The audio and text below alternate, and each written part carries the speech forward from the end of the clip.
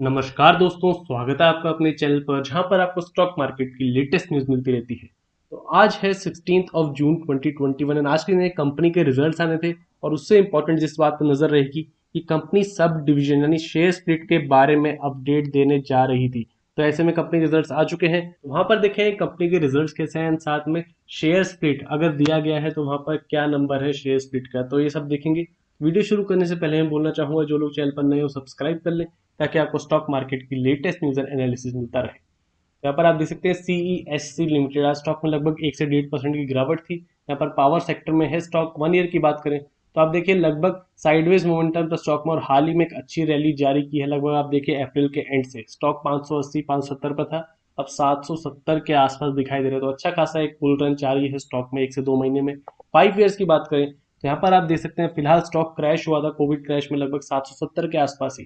तो इसी लेवल के आसपास अब स्टॉक आ चुका है जहां से क्रैश हुआ था, एक मेजर क्रैश आया था कोविड टाइम में।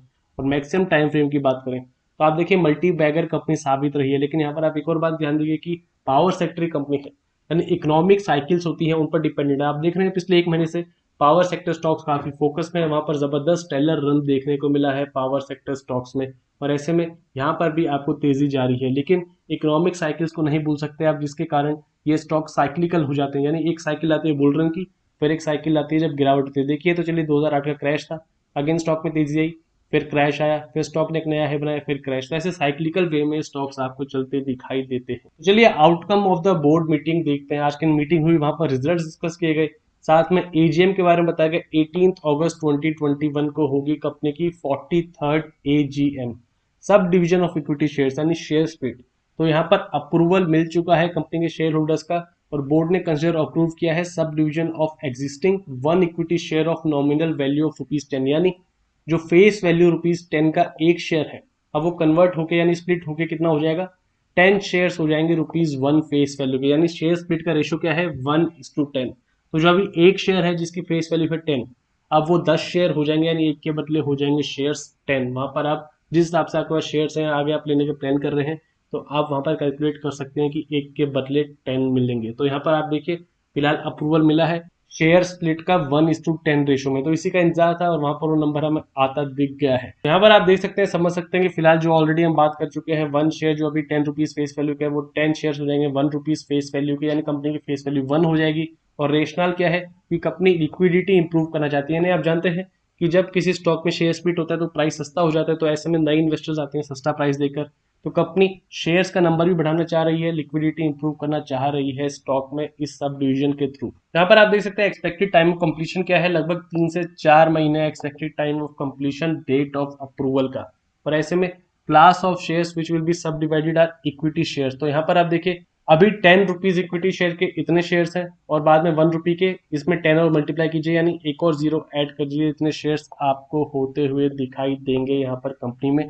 जो अभी लगभग अगर देखें तो 3.15 बिलियन के आसपास हो जाएंगे, जो फिलहाल 315 करोड़ के आसपास, 315 मिलियन के आसपास हमें नंबर दिखाई दे रहा है। चलिए अब रिजल्ट्स पर आते हैं कंपनी, क्योंकि यहाँ पर शेयर डिवीजन है लेकिन कंपनी अच्छी हो, वहां पर कंप्लीटली अच्छी तरह रिजल्ट्स दे तो ही कंपनी को बाई करना चाहिए, फंडामेंटल्स अच्छे होने चाहिए। तो यहाँ पर सारी अमाउंट करोड़ में है। एंड यहाँ पर हम latest quarter, last quarter and last year same quarter देखेंगे तो कंपनी की इनकम क्या रही है, 3003 करोड़, लास्ट ईयर थी 2729 करोड़। तो एक इंक्रीज देखने को मिल रहा है। लास्ट क्वार्टर में 2833 करोड़, वहां से भी थोड़ा सा इंक्रीज है। एक्सपेंसेस की बात करें इस बार 2558 करोड़ के खर्चे रहे, जिससे profit before regulatory income and tax आ जाता है 445 करोड़। लास्ट ईयर था सिर्फ 99 करोड़। तो आप देखिए इस बार कंपनी की इनकम बढ़ी है पर खर्चे ज्यादा नहीं बढ़े, खर्चे उल्टा लास्ट ईयर से कम है, जिसके कारण आपको इस स्टेज पर लास्ट ईयर 99 करोड़ था, 445 करोड़, तो एक मेजर जंप देखने को मिल रहा है।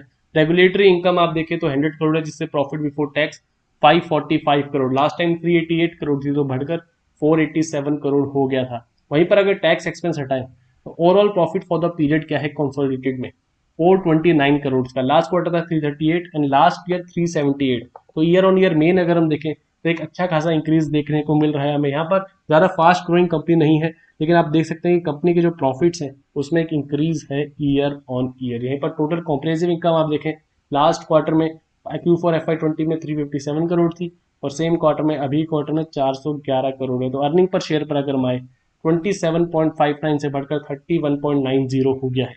ईयरली बेसिस पर देखें तो आप देखें 95.58 से बढ़कर 100.40 हुआ है अर्निंग पर शेयर। तो अर्निंग पर शेयर में लगभग कह सकते हैं 5% के आसपास का इंक्रीज है। और यहीं पर अगर आपको प्रॉफिट देखने हैं कंपनी के ओवरऑल ईयर के, तो 1309 करोड़ से बढ़कर 1363 करोड़ हुआ है FY21 में। तो यहाँ से हम कह सकते हैं कि फिलहाल कंपनी के प्रॉफिट्स में एक इंक्रीज है, लेकिन लॉन्ग टर्म में हमने देखा कि एक साइक्लिकल वे में स्टॉक चलता है। आप अगर कंपनी की परफॉर्मेंस देखें तो आप देखिए ROC डिसेंट डबल डिजिट 10.6% का नंबर है, ROE 8.96%, यानी ज्यादा ग्रोथ नहीं दिखाती कंपनी।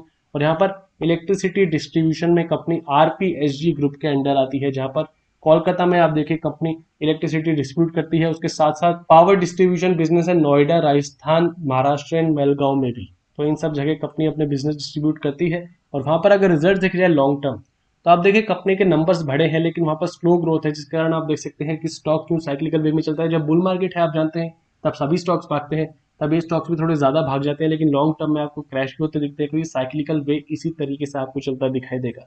तो फिलहाल हमने देखा कि इस साल कंपनी के प्रॉफिट्स काफी ज्यादा है, हाईएस्ट के आसपास दिखाई दे रहे हैं। अब तक आप लॉन्ग टर्म में देखें तो यहाँ पर स्टॉक में रैली कंटिन्यू हो सकती है। लेवल्स की बात करें वो हम आगे चार्ट्स में देखेंगे, लेकिन यहाँ पर देखिए कंपनी के जो प्रॉफिट्स हैं 600 करोड़ के आसपास से 1 से 2-3 साल, फिर उसके बाद 800 करोड़ के आसपास से 2-3 साल, अब 1000 करोड़ के आसपास हमें चलते दिखाई दे रहे हैं। तो इसलिए आप समझ सकते हैं कि कंपनी के प्रॉफिट्स हर कुछ साल में यहाँ पर बढ़ते दिखाई देते हैं। बैलेंस शीट की बात करें तो 10,000 करोड़ के अच्छे खासे रिजर्व थे सितंबर 2020 तक, और 5,760 करोड़ के आसपास बोरोइंग्स है, जो कंपनी ने बोरोइंग थोड़ी कम की है मार्च से सितंबर के टाइम में। तो चलिए लेवल्स की बात करते हैं। तो पहली बात आप देखिए स्टॉक में अभी 770 के आसपास है, ऑलरेडी एक अच्छी रैली आ चुकी है यहाँ पर स्टॉक में। अगर बॉटम से देखिए 580 से 770, 200 पॉइंट की अच्छी खासी रैली आ चुकी है फिलहाल टाइम में। और यहाँ पर वीकली चार्ट है तो स्टॉक का एक रेजिस्टेंस जो दिखाई दे रहा है ऊपर अच्छा खासा रेजिस्टेंस है, वो है 840 850। ये जो रेंज है आप साइड में देखिए 835 टू 850, एक अच्छी खासी रेजिस्टेंस है। स्टॉक ने ऊपर जाने की कोशिश की थी 2017 सितंबर में, फॉल्स ब्रेकआउट करके गिरा। तो आप यहाँ पर टेस्ट कर सकते हैं, जब भी एक बुल मार्केट होता है देखिए स्टॉक चलना शुरू होता है 321 से,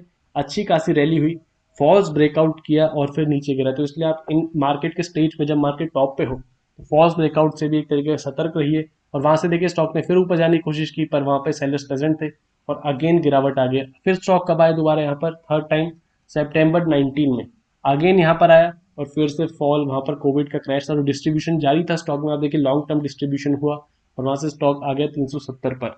अब देखिए स्टॉक घूमता फिरता फिर से उस लेवल पर आया है, 770 780 पर है, 800 के आसपास का हाई बनाया अभी के रेंज में। तो दोबारा डेंजर जोन में आ चुका है स्टॉक, जहां पर आप देखिए इंपॉर्टेंट लेवल 780 अभी क्रॉस किया है, पर फिलहाल उसके नीचे चल रहा है। लेकिन आप इस रेंज में आप सतर्क हो जाइए थोड़ा, क्योंकि यहाँ पे 2 से 3 बार हमें गिरावट देखने को मिल चुकी है। कंपनी के प्रॉफिट्स में जरूर ये बढ़ोतरी आई है, तो हो सकता है कंपनी थोड़ी दिन और ऊपर चले और यहाँ पर शेयर स्प्लिट को लेकर तेजी आ जाए, यानी न्यूज और इवेंट्स को लेकर तेजी आ जाए। लेकिन जो लॉन्ग टर्म ट्रेंड है कंपनी का वो नहीं भूलना चाहिए। डेली चार्ट पर देखें तो आप समझ सकते हैं स्टॉक एक चैनलाइज्ड वे में दिखाई देता है, जहां पर चैनल के टॉप से रेजिस्टेंस लेता था, नीचे से बॉटम लेता रहा। ऐसा हमें कई बार देखने को मिला और धीरे धीरे स्टॉक ने अब ब्रेकआउट दिया है हाल ही में, जहां पर चैनल के ऊपर अभी चलता दिखाई दिया है। अगर जूम करके देखें तो आप देखिए फिलहाल स्टॉक अच्छा ट्रेंड में, और अच्छे ट्रेंड की पहचान क्या होती है, स्टॉक अपने 20 EMA से सपोर्ट लेता है। तो देखिए स्टॉक ने लगभग 600 के आसपास 20 EMA को क्रॉस किया, और 1 2 3 एंड लेटेस्ट 4 4 बार टेस्ट कर चुका है स्टॉक, और हर बार बाइंग आई है। तो आप इस तरीके की ट्रेनिंग मैकेनिज्म से चल सकते हैं स्टॉक में। लॉन्ग टर्म लेवल्स हमने डिस्कस कर लिए कि स्टॉक अब एक इंपॉर्टेंट रेजिस्टेंस को अप्रोच कर रहा है आने वाले दिनों में। तो ये थी दोस्तों CESC लिमिटेड से related latest news and analysis. Video पसंद आए तो लाइक कीजिए और ऐसी और वीडियोस के लिए चैनल को सब्सक्राइब कीजिए।